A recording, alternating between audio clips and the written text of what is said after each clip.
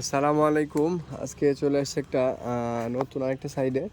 এই সাইডে প্রায় আমি মোটামুটি 3-4 বছর আগে পাইপ দিয়ে গেছিলাম ছাদে। আজকে এখানে কাজে আসছি। এখানে ভিডিও করার একটা উদ্দেশ্য আছে, সেটা হচ্ছে অনেক দিনের যেহেতু কাজ, সেক্ষেত্রে এখানে যে বারান্দায় এরকমভাবে ইট ফেলে রাখছে। কিন্তু এখানে এসে আমরা একটা আশঙ্কা করতেছিলাম, সেটা আসলে পরিপূর্ণ সত্য হয়েছে, এখনও দেখা হয়নি। তবে যেটা আইডিয়া করতেছিলাম সেটারে দেখেন।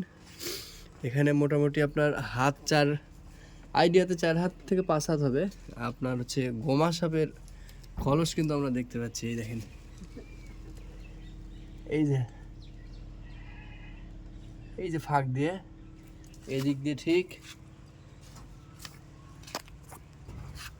এই যে আমাদের খোসা আছে, এই পর্যন্ত দেখা যাচ্ছে ভেতরে আছে।